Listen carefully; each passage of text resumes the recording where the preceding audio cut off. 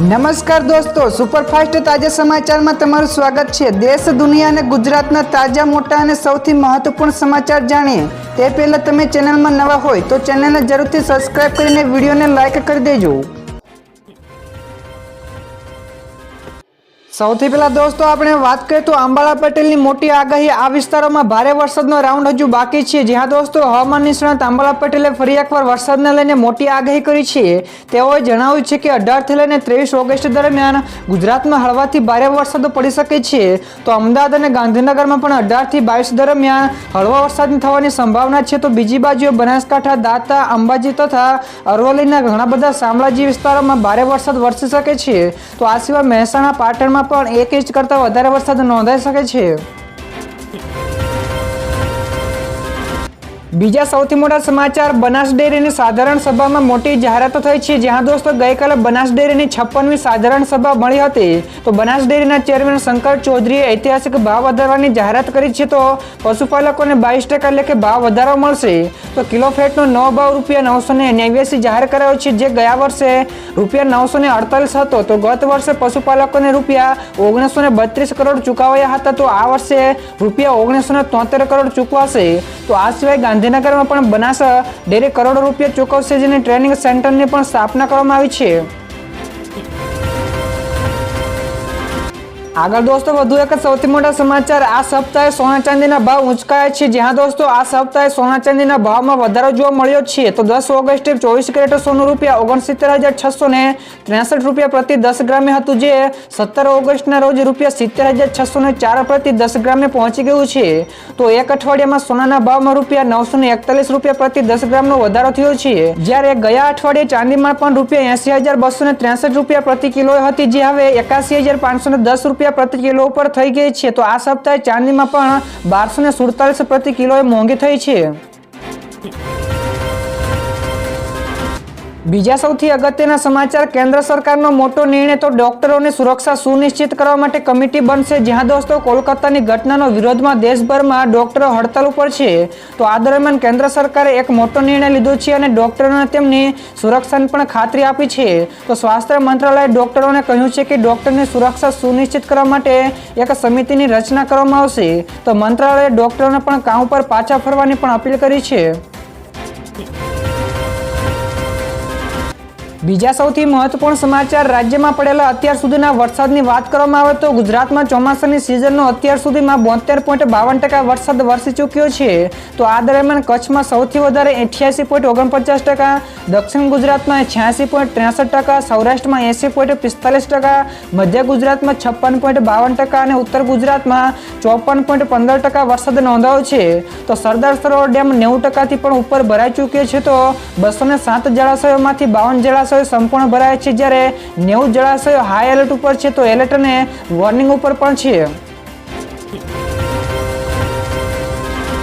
તો દોસ્તો ફટાફટ આગળના બીજા સૌથી મોટા સમાચાર, રામપુરમાં વાદળ ફાટવાથી 4 જિલ્લામાં પૂરનું એલર્ટ જારી કરાયું છે। જ્યાં દોસ્તો શિમલા જિલ્લાના રામપુરમાં ટેકલોચમાં ગઈકાલે સાંજે વાદળ ફાટવાના કારણે 30 મીટર રોડ પણ ધોવાઈ ગયો હતો અને વીજ પુરવઠો પણ ખોરવાઈ ગયો હતો। તો ડેપ્યુટી કમિશનર અનુપમ કશ્યપે કહ્યું હતું કે હજુ સુધી કોઈ જાનમાલના નુકસાનની માહિતી નથી, પરંતુ 31મી જુલાઈએ આ જ વિસ્તારમાં સમેજ વાદળ ફાટવાને કારણે આવેલા પૂરમાં 33 લોકોએ જીવ ગુમાવ્યા હતા। તો વાદળ ફાટવાથી 4 જિલ્લામાં હાલ પૂરનું પણ એલર્ટ અપાયું છે।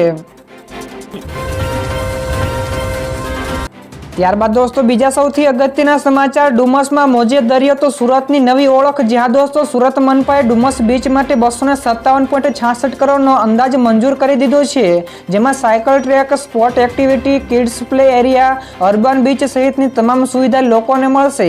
તો આ પ્રોજેક્ટ 4 ઝોનમાં છે, જેનું તબક્કાવાર આયોજન કરાશે। જે સી ફેઝ પ્રોજેક્ટ 78.99 હેક્ટર સરકારી જમીન તથા ફોરેસ્ટની 23.07 હેક્ટર જમીન મળીને કુલ 102.06 હેક્ટર ઉપરાંત દરિયા કિનારાની 45.93 હેક્ટર સરકાર હસ્તકની બિન નંબરવાળી જમીન છે। તો દોસ્તો બીજા સૌથી મહત્વપૂર્ણ સમાચાર સામે આવ્યા છે. ધોધમાર વરસાદ શરૂ તો મોટી આગાહી. તો નવી આગાહી અનુસાર આવનારા 5 દિવસ ગાજવીજ સાથે ગુજરાતમાં હળવાથી ભારે વરસાદ પડી શકે છે. તે અનુસાર આજે નવસારી શહેરમાં ધોધમાર વરસાદ શરૂ થઈ ગયો છે. તો દક્ષિણ ગુજરાતમાં વિવિધ વિસ્તારોમાં વરસાદની સંભાવનાઓ પણ છે. તો કચ્છ, સૌરાષ્ટ્ર, મધ્ય તેમજ ઉત્તર ગુજરાતના જિલ્લાઓમાં મધ્યમથી ભારે વરસાદ વરસી શકે છે. તો હાલ બંગાળની ખાડીમાં એક સિસ્ટમ સર્જાઈ છે. તો આ સિસ્ટમ મજબૂત બનશે તો 25 ઓગસ્ટ બાદ ગુજરાતમાં વધુ વરસાદની શક્યતાઓ છે. તો દોસ્તો ત્યારબાદના આગળ વધુ એક સૌથી મોટા સમાચાર સામે આવ્યા છે. 72 કલાકમાં અંદાજિત ઝડપાયું 5 કરોડથી વધારે રૂપિયાનું ચરસ. જ્યાં દોસ્તો ગુજરાતમાંથી ચરસ મળવાનું બંધ થઈ રહ્યું નથી. તો આ મામલે સુરતનું નામ ફરી એકવાર સામે આવ્યું છે. તો સુરતના હજીરા એક્સાર કંપનીના પાછળના ભાગે રિક્લાઇમેન્ટના એરિયા નજીક દરિયા કિનારેથી ચરસના બિનવારસી 7 જેટલા પેકેટો પણ મળી આવ્યા છે. જેમાંથી એક પેકેટ ઉપર અરબી ભાષા લખેલ છે, જેમાં 10 કિલોનું ચરસ છે. તો તેની કિંમત 5 કરોડ રૂપિયાથી પણ વધારે છે.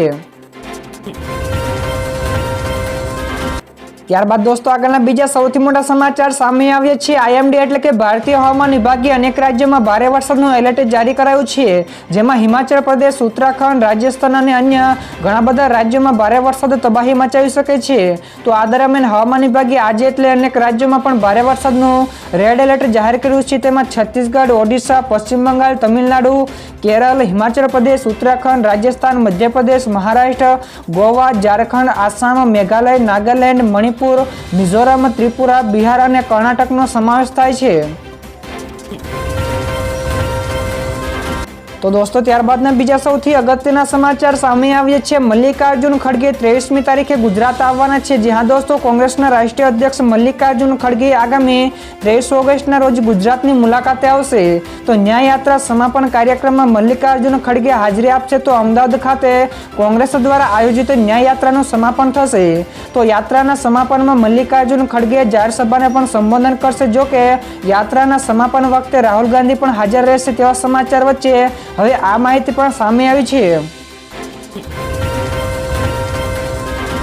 તો દોસ્તો આ સિવાયના બીજા સમાચારની આગળ ઝડપથી વાત કરવામાં આવે તો 40 લાખના હીરા લઈને મેનેજર અને મહિલા કર્મચારી ફરાર થઈ ગયા છે. જ્યાં દોસ્તો સુરતમાં ઇન્ડસ્ટ્રીયલ એસ્ટેટમાં હીરાના ખાતામાં મેનેજર તરીકે નોકરી કરતા યુવકે તેની મહિલા સહકર્મચારી સાથે મળીને ખાતામાંથી રૂપિયા 40 લાખની કિંમતોના કુલ 7,000થી વધારે હીરા પચાવી પાડીને તેની જગ્યાએ ડુપ્લિકેટ હીરા મૂકીને બંને ફરાર થઈ ગયા છે.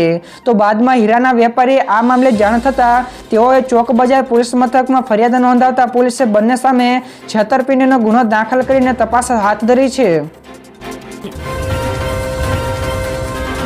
તો દોસ્તો ત્યાર પછીના આગળના બીજા સૌથી મોટા સમાચાર ઉદયપુરમાં તંગદિલી સર્જાઈ. જ્યાં દોસ્તો ઉદયપુરની એક સરકારી શાળામાં ધોરણ 10ના વિદ્યાર્થી ઉપર સહાધ્યાયીએ છરી વડે હુમલો કર્યો છે. તો શરાબબાજી બાદ અફવા ફેલાઈ હતી અને કોમી તંગદિલી પણ સર્જાઈ હતી. તો શહેરમાં વાતાવરણ બગડી ગયું હતું. તો ટોળાએ કારને પણ આગ ચાંપી દીધી હતી અને બજારો પણ બંધ કરાવી હતી. તો પરિસ્થિતિને જોતા શહેરમાં કલમ 144 લાગુ કરી દેવામાં આવી હતી અને હવે ડિવિઝન કમિશનરે ઉદયપુરમાં ઇન્ટરનેટની સેવા પણ બંધ કરવાના આદેશો જારી કર્યા છે. તો ઉદયપુરની શાળા અને કોલેજોમાં પણ જાહેર રજા કરાઈ છે. ત્યાર પછી દોસ્તો બીજા સૌથી મહત્વપૂર્ણ સમાચાર 188 જેટલા વ્યક્તિઓને ભારતીય નાગરિકતા પત્ર એનાયત કરાશે. જ્યાં દોસ્તો દેશમાં લાગુ કરવામાં આવેલા CAA અંતર્ગત અન્ય દેશોના હિન્દુ નિર્વાસિતોને ભારતીય નાગરિકતા પત્ર એનાયત કરવા સંદર્ભે આગામી 18મી ઓગસ્ટ એટલે કે આજે અમદાવાદ ખાતે કેન્દ્રીય ગૃહમંત્રી અમિત શાહ અને CM ભૂપેન્દ્ર પટેલની ઉપસ્થિતિમાં એક વિશેષ સમારોહનું આયોજન કરવામાં આવ્યું છે. જેમાં કેન્દ્રીય ગૃહમંત્રી અમિત શાહના હસ્તે 188 જેટલા વ્યક્તિઓને ભારતીય નાગરિકતા પત્ર પ્રમાણપત્ર એનાયત કરવામાં આવશે. તો દોસ્તો ત્યાર પછીના આગળના બીજા સૌથી મોટા સમાચાર કોંગ્રેસના સાંસદ સુરજેવાલાએ કહ્યું કે ભાજપની વિદાયનો સમય આવી ગયો છે. જ્યાં દોસ્તો હરિયાણામાં ચૂંટણીની તારીખોની જાહેરાત થયા બાદ કોંગ્રેસના સાંસદ રણદીપ સુરજેવાલાએ કહ્યું કે ભાજપની વિદાયનો સમય આવી ગયો છે. તેમનું કાઉન્ટડાઉન પણ શરૂ થઈ ગયું છે. તો 10 વર્ષ પછી હરિયાણાના લોકો ભાજપના કુશાસન, ભ્રષ્ટાચાર, ભત્રીજાવાદ અને ગરીબોના શોષણથી આઝાદી ઈચ્છે છે. તો 1 ઓક્ટોબરે આઝાદીના પર્વ તરીકે ઉજવવામાં આવશે. તો દોસ્તો ફટાફટ આ સિવાયના બીજા સમાચારની આગળ વાત કરવામાં આવે તો આ દિવસે 2024નું બીજું ચંદ્રગ્રહણ યોજાશે. તો વર્ષ 2024નું બીજું ચંદ્રગ્રહણ 17 અને 18 સપ્ટેમ્બરના રોજ થશે. તો ચંદ્રગ્રહણમાં પૂર્ણ ચંદ્ર એટલે કે પૂનમના દિવસે જે થાય છે. તો આ ચંદ્રગ્રહણ 18 સપ્ટેમ્બરના રોજ દેખાશે, જે હાર્વેસ્ટ મૂન અથવા તો સુપર મૂન હશે. તો એક રિપોર્ટ અનુસાર આ ચંદ્રગ્રહણ યુરોપ, એશિયાના મોટાભાગના ભાગો, આફ્રિકા, ઉત્તર અને દક્ષિણ અમેરિકા, પેસિફિક, એટલાન્ટિક, હિન્દ મહાસાગર અને એન્ટાર્કટિકામાં દેખાશે. તે 18 સપ્ટેમ્બરે સવારે 6:11 કલાકે શરૂ થશે.